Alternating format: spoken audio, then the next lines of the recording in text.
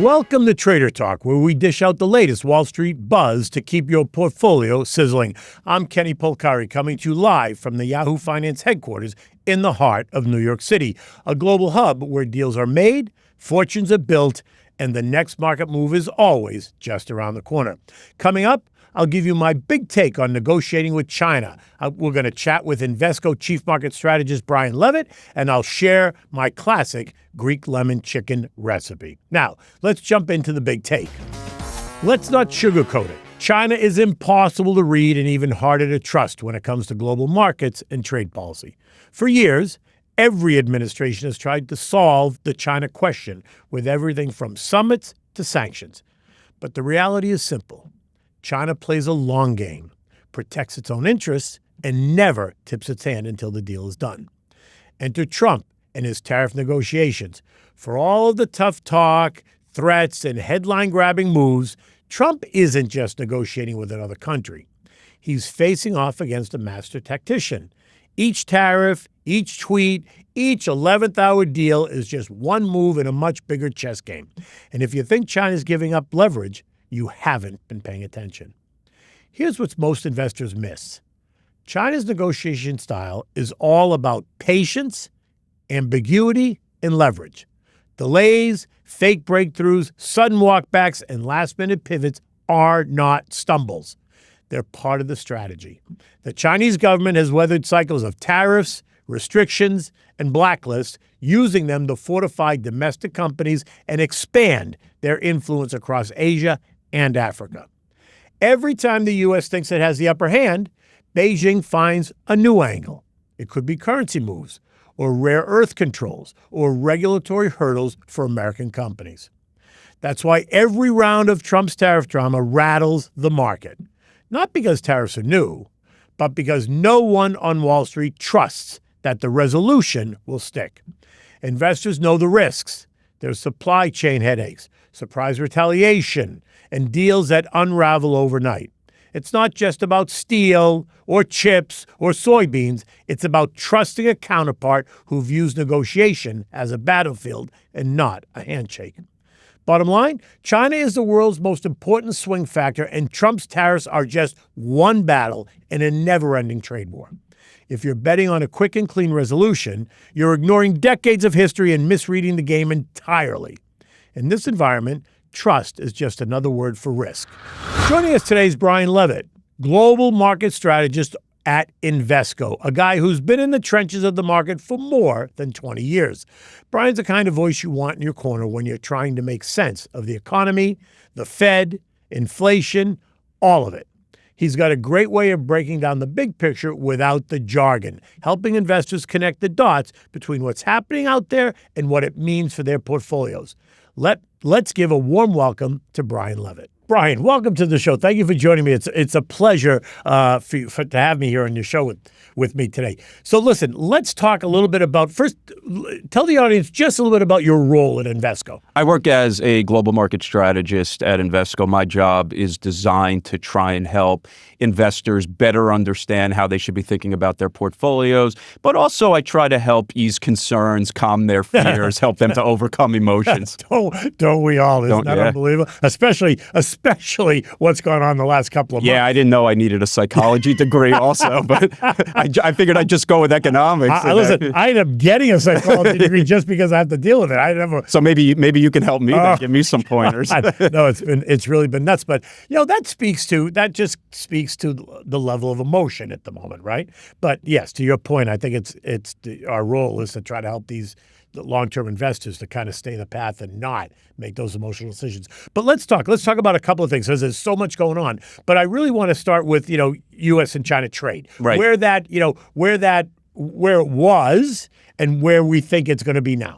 So we were in a tough spot not that long ago. We were talking about the 145% reciprocal tariffs and the fear about a tit-for-tat trade war. So we've got a bit of a pause here. We have a potential framework agreement where tariffs will be higher than they otherwise would have been.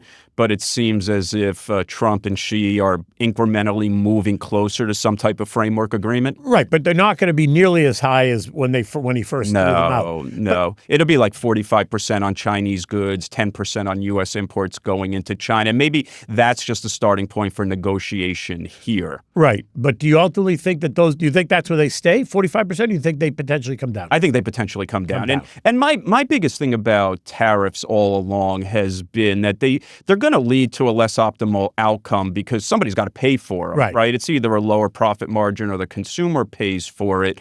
But they may make sense if you want to defend national security. The most important thing to this market is clarity. Right. Let us know where it is and things will adjust accordingly. Right, because the one beautiful thing about the market is the market can function as long as it's clear. It could be bad news or good news, but as long as it's clear, then the market can function. It's the lack of clarity, I think, that causes clearly all the chaos. Right? Well, that was a challenge with Liberation Day. Liberation Day, the hope was tariffs would be lower than we had expected, and at least we can move on to it. Move on from it. And people want to talk about now the tax cuts or deregulation. As long as there's uncertainty around tariffs, that persists. So we're getting closer to perhaps better clarity on all this, and the market just wants to see signs that things are getting better. 100%. Now, let us question. Do you think that this latest conversation that took place in London between Scott Bessent and the Chinese representatives is as solid as they're making it sound like, okay, we have the framework, we're ready to go? Because a month ago, we had the same thing,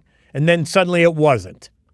Yeah, I mean, we'll probably have fits and starts on these types of things, but I think we ultimately know where this is heading. And I like to alert people to 2018. We had trade conflict between the U.S. and China. We had a 20% downturn in the fourth quarter. We got a 90-day pause. We did not get a trade deal with China until the beginning of 2020, and yet 2019 was a great year for markets.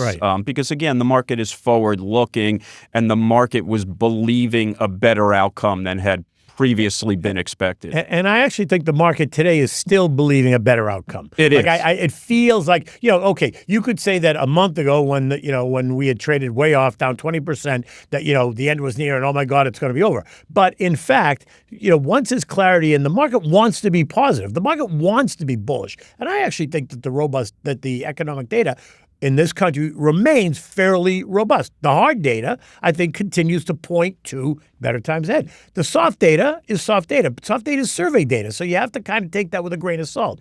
Who are they surveying? And I do think that this falls along party lines, at least now. The Democrats are, screaming and yelling about it's horrible, and the Republicans are screaming and yelling that it's great. So clearly depends on who you're asking. Yeah, and then you have to remember the setup coming into this year was quite good. If you go back and you read 2025 outlooks, most were positive because growth was strong and inflation was stable. And there were some animal spirits that were picking up around deregulation. So that's really what the market is still attuned to, is that we just came through a good first quarter earnings. Things may slow, but it's an economy that continues to hang in there. That's right. And Atlanta GDP now has second quarter growth at 3.8%, I think. Right. The first quarter we were, -3, I think it ended up being, right? Now we've gone back to 3.8. So there's no sense to me that there's this pending recession coming. No, it doesn't look like a pending recession. And if there was going to be a pending recession, one of the first things you would see is corporate bond spreads going up. And that's actually just the opposite. Corporate bond spreads have been coming in, which is really a testament to two things. One, the resilience of the economy, but also the fundamental strength of corporate America, which is, again, why it comes back to this original thought of you might get a less optimal outcome, but let's set the tariff rates and move on. 100%. Now, listen, let's talk about just one other, very recent event that caused all kinds of angst. But in the end, I don't think it's going to cause a lot of angst, because while geopolitical chaos causes short-term chaos, I think actually in the long term, investors in the markets look right through that. I always tell investors to think of a couple of questions when something happens in the world. Number one, does it change the trajectory of the large economies of the world? Number two, does it change what their central bankers are going to do? So U.S. and China are fairly insulated from what is going on between Iran and Israel. Now, could you get there with some type of meaningful impact to the oil market, you could, but we also have to remember the United States is now producing a record number of barrels of oil per day. So regional events tend to not end business and market cycles, and I think that's a great way for investors to think about it. But I think it creates opportunity, right? Because it gets emotional, and stocks sell off for no other reason than people are emotional. Not because the thesis changed, not because the story in NVIDIA changed, just because people go, I want my money, and what's the first thing they do? They hit the big name stocks because those are the ones that move the most, right? But so for the long-term investor, it becomes an opportunity if you can look through it. It does. And think about on October 7th, 2023, when the conflict between Israel and Hamas started. I mean, the stock market's up a lot since then, the broad market. And even if you think about where we were on April 8th, I mean, the market started to price in going from a trade conflict to maybe even concerns about a recession or some type of financial crisis. Investors were pulling money out of the markets left and right.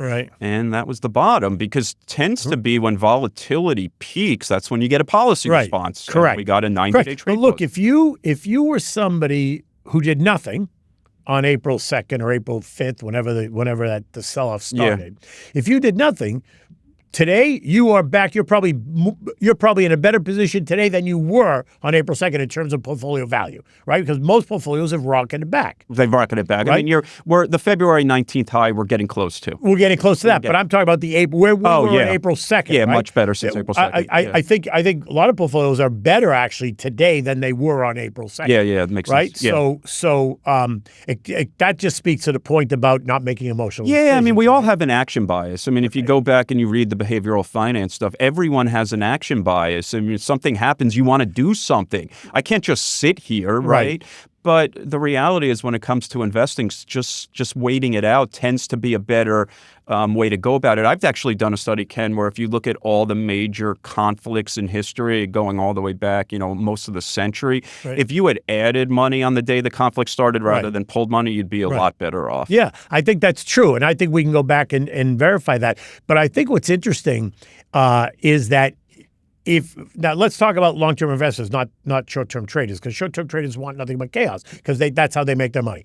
But as a long-term investor, if you've got a well-designed and disciplined portfolio, then sitting tight and not necessarily panicking. You may want to take advantage and add money, but the last thing you want to do is, sell money because you're panicking.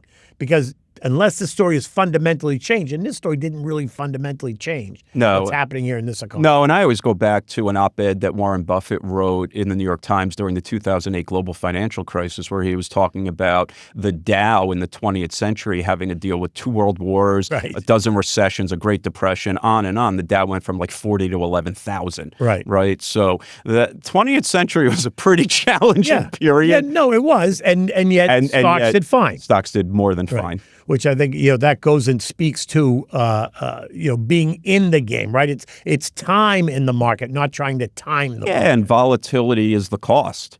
Right? I mean, it's the price of admission. That's right. And so let me ask you a question about where you view volatility and maybe how investors should think about volatility in their portfolio. Well, volatility is almost always the result of policy uncertainty. It's funny, in good times, like back-to-back 25% up years, people will ask, well, when do the bad times come? When does the volatility come? When does the drawdown come? It's almost always the result of policy uncertainty. And this time was no different. We saw a VIX, so Chicago Board Options Exchange Volatility Index, spike to 56. That is way greater than a 2 standard deviation move. People remember a normal distribution curve. Those are the things that happen less than 5% of the time. So make no mistake, that was a big move. The challenge investors have is they want to pull out on those moves, whereas the policymakers realize we better do something. Again, a 90-day trade pause, or sometimes the Fed comes in. And so investors tend to pull their money out of the market right when the policymakers are trying to calm things down. But then when they do calm things down, then they try to run back in the market and, become buyers, and then they force the market higher. And what happens, which is unfortunate, is you miss the best days in the market. You missed it completely. That was the point. Yeah, everyone sees those charts. If you miss the 10 best days in the market, you get half the return. But what people never remember, or maybe weren't taught, is that those best days always happen in the worst moments. In the worst moments. So we just had the 3rd best day in the S&P 500 since 1957, I believe. That was April 9th, Yep. 9.5%. Yep. It just took over the third spot from March 24th, 2020, which was up 9.4% when we were all sitting in our homes during COVID. Right. So hold on one second. We're going to take a quick break and we'll be right back.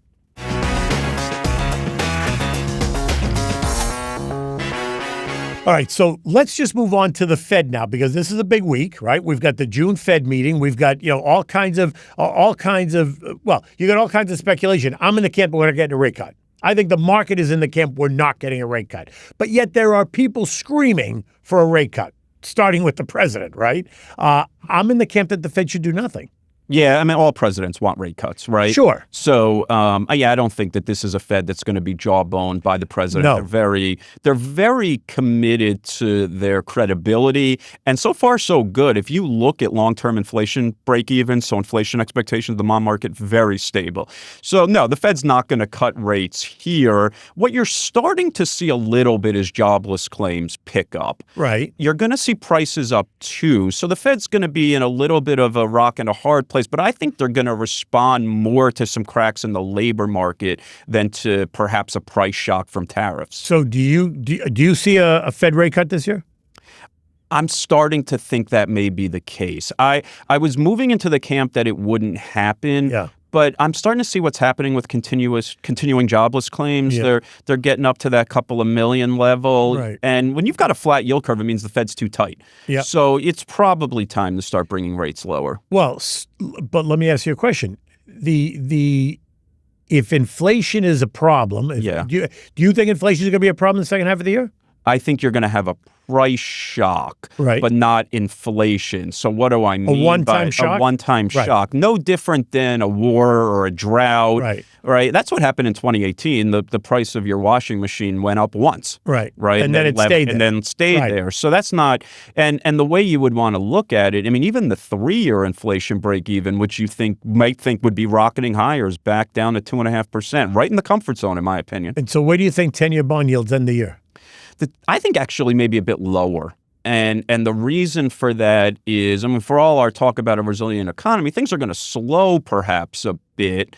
And so I don't think that we're in a place now where the bond market is questioning U.S. fiscal sustainability. The bond market's going to trade on what the growth prospects are. Are you worried about the amount of money that now Scotty Besson has to bring to the market to finance the debt? So far, the bond auctions have been just fine. Right. So any reports that people are listening to saying the bond auctions are bad, it's fine. I agree. I don't necessarily think they're oversubscribed, but they also have not been a disaster. The bid to cover ratio is pretty much right in line. Balance. Right. And if you think of a 10-year, what should the 10-year rate be?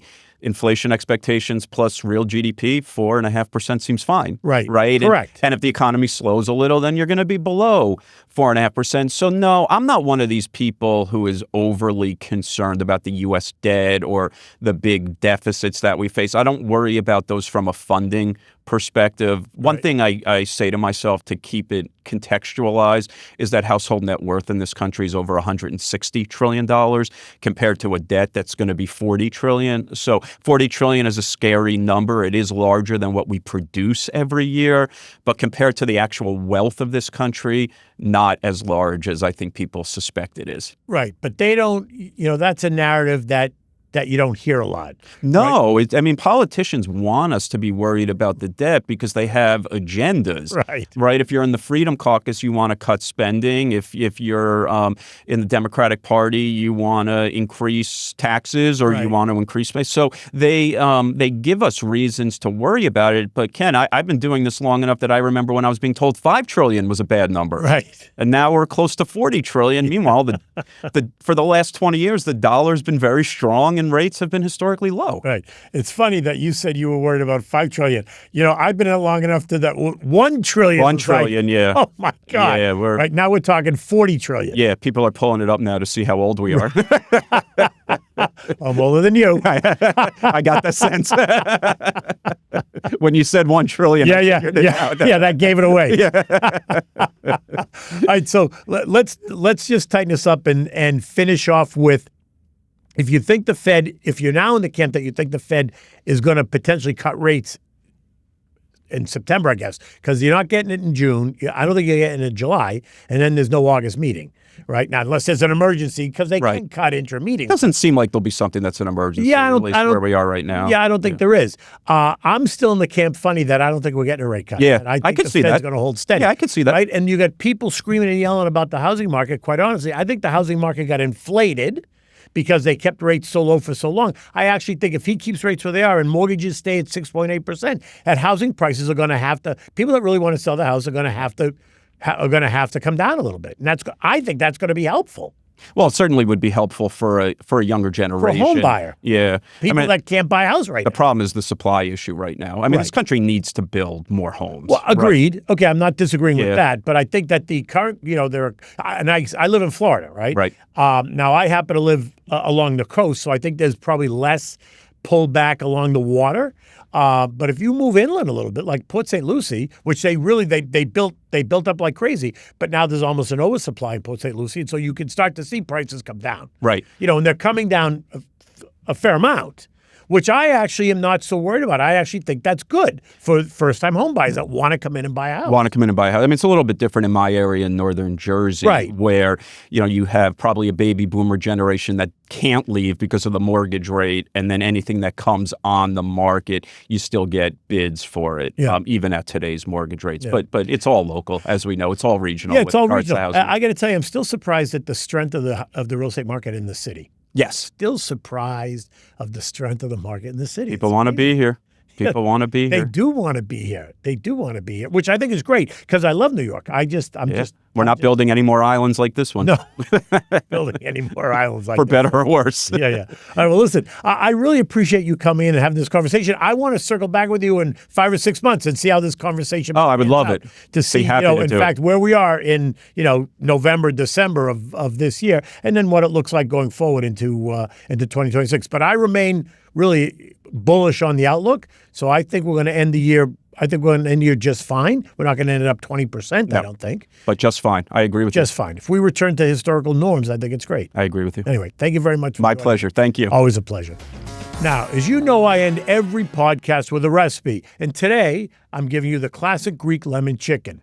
Now, the history of Greek lemon chicken is a rustic dish deeply rooted in the peasant cooking traditions of mainland Greece. It represents the very essence of Hellenic cuisine. Simple, honest ingredients elevated by bold Mediterranean flavors. Lemon trees have flourished in Greece since antiquity, brought over from the Middle East during ancient trade routes. By the Byzantine era, lemons were a common flavoring agent in meat dishes, prized not just for their taste, but also for their preserving and tenderizing quality. Combined with oregano, garlic, olive oil, the holy trinity of Greek cooking, lemon brought brightness and depth to an otherwise simple meal. Historically, chicken was not eaten as frequently as lamb or goat because it was more valuable for the eggs they produced. When it was prepared, it was often for very special occasions. The lemonato-style braised or roasted meat in a lemon-based sauce became a beloved household staple over time, especially as chicken became more widely available in the 20th century. Today, Greek lemon chicken is a comfort food across generations, often served with potatoes that soak up the pan juices. You can scan the QR code on the screen for the full recipe, and you can thank me later. Well, that's a wrap for today's Tater Talk, but the conversation keeps going. Subscribe on Apple Podcast, Spotify, Amazon Music, or wherever you get your podcasts. You've got questions or topics you want covered? Email us at tradertalk@yahooinc.com because we're always listening. Until next time, stay sharp, stay disciplined, stay in touch, and take good care.